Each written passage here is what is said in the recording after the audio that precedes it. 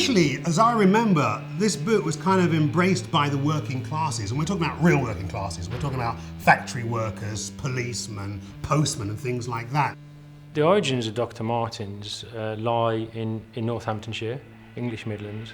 It was a family, Griggs family, who'd been making boots since 1901. We were quite industrious people.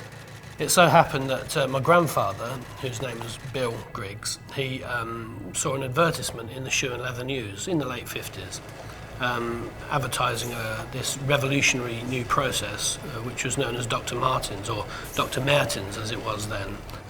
It was just after the war that Klaus Martens apparently was skiing in the Alps, and he had this terrible accident. He hurt his foot so badly that he ended up in hospital. And then that's when the brainwave hit him, I think, like a light bulb on the head, really, of the idea of an air-cushioned sole. Dr. Funk and Dr. Martens were old student friends. Martens knew that his idea, his air-cushioned sole idea, would need somebody who had the background and the knowledge and the intelligence to be able to put that into action. If you look at the birth of Dr. Martens, in terms of the soul, it was purely an inventive mind that created that. So it was an extremely creative moment that invented the soul. Likewise, it was an extremely creative thought to pair up this classically staid English Middle England family with this idea of this very unusual product, this very unusual footwear sole from Germany. So on the part of the Griggs family, that's a leap of faith.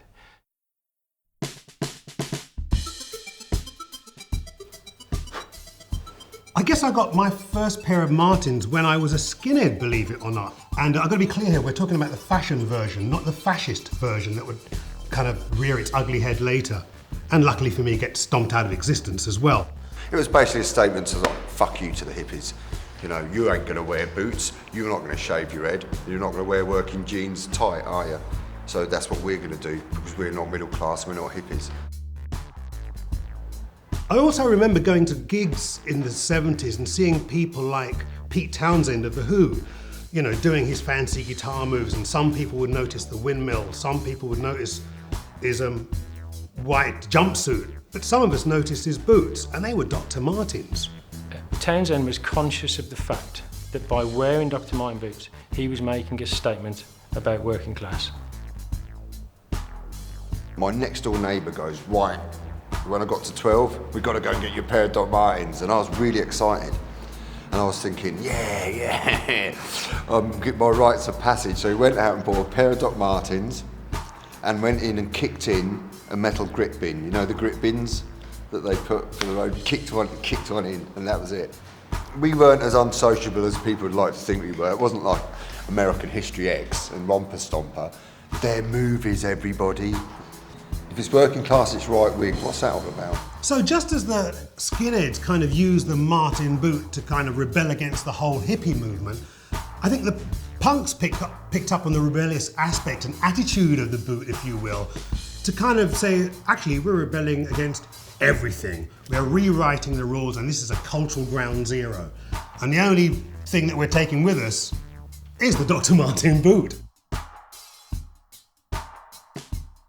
Back in the day when I first saw them as a child, in the 70s, there was something it was outside of society. There was something for me that represented revolution, anarchy, being different, like giving the middle finger. If you don't conform in Britain, it's always a struggle, but I'm not going to change the way I am. But I just don't lick arses, basically. I just do it how I want to do it. I think a lot of it was the street attitude. I guess everyone just looked kind of cool when they wore it, a little bit badass.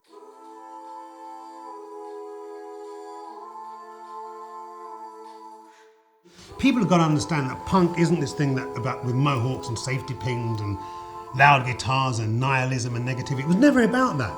It was about empowerment, individuality and freedom.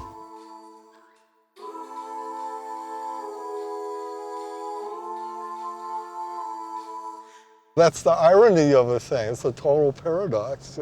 It's like when you destroy everything, what are you left with? So then when you decide what that is, it's really exciting. You have to see it, though. any punk rock kid, you know that there was this great dialogue between the Brits and the Americans. I do the spoken word thing sometimes, and I ask the audience, who's the person most responsible for the spread of punk rock? And people go, Johnny Rotten or Joe Strummer or whatever. I go, no, it's former President Ronald Reagan, because he was such an asshole that people had to react against him. So for the people that really knew what was going on, there was a lot going on in the 80s. It just wasn't going on in the overground. I do believe in a fate that will fall on us if we do nothing. It's almost like those who know are the ones that are supposed to know, and the ones that don't will never get it anyway. What was happening in the 80s would manifest with the explosion of Nirvana. Nirvana didn't explode in a single moment. That had been building up over years and years and years. The linear journey of the boot is almost like the linear journey of technology. In other words, you know, you can go from the mods and the skinheads and the punks and the West Coast scene, and then in about the 90s it goes boom.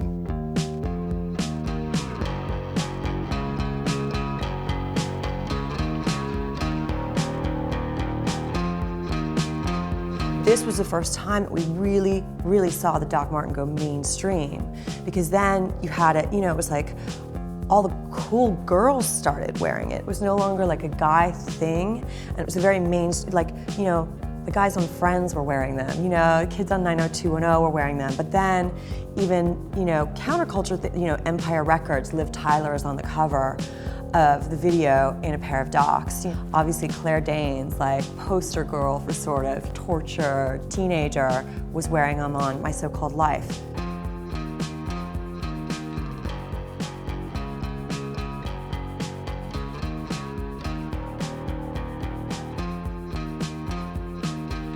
Dr. Marten is symbol of freedom. It's like a rebellious street where people just think whatever, you know, like F you kind of thing. I'm not sure what it conveys to other people, but because I don't really think about what other people are thinking when I'm wearing them. Because it's about quality, it's about being built to last. I think there's kind of, you get that kind of like knowing glance when you see someone that wears them. Just the people that have been in Dr. Martens, they're like amazing people. I think it's the spirit. There's no bullshit there, it's just quality. It just works. They are thinkers, boots. They're not going anywhere, that's the thing. Like I say, it's like they become such classics. You know, the vampires are wearing them in Twilight, Rihanna's been wearing them, all the it girls in London. Like it's almost like they've been, you know, they've really exploded in London. We're just catching up here. It's a real love affair. You have to break them in. So, you know, you're going to spend a couple of weeks in a bit of pain. And then once you've reached that point, they're yours for life.